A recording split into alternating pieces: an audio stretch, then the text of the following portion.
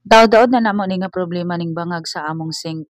Dugay man gud na plastar ang among lababo kay gisunod nako ang gi-recommend sa akong papa nga finishingan daan ang among kusina ay i-plastar ang lababo kay para dili maglisod og finishing sa ilalom sa lababo. Kay dako-dako man sad lagi og gastuhon ang magpa-finishing padaan sa dingding sa kusina. Mao nang giayom-ayom lang sa gyud namo ang among lababo gikan sa kahoy hangtod sa angular.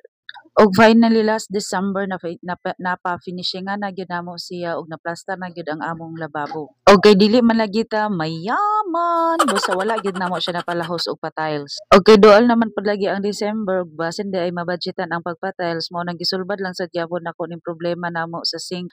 Naghunahuna ako nga mag-ilis og sink pero sayangan pud ko at the same time kay okay pa man gyud pud siya. Og naghunahuna sad ko nga magbutang na lang og soap dispenser diri sa bangag kay para magamit lang gyud siya. Kaso na-realize na ako nga kung soap dispenser ang akong ibutang diri sa duha ka bangag, so bakikaw na pod kaayo siya kay tulo na ka gripo ang imong makita. Hangtod one time nga while naghugas ko og plato, nikalit lang og pop-up sa akong hunahuna nga i-search nako sa Shopee og sinkhole cover kung naa ba. Og finally, nakakita gyud pod doon ko wala ko gi-disappoint sa Shopee. Og sa way pagduha-duha ni order dayon ko og duha tapos ang akong gipili kaninang naa Shylock para dili siya madali-dali og katangtang. 72 pesos ang isa ani niya ug kung gusto mo magbutang kog link sa comment section or just click the yellow basket. Yun lang, salamat.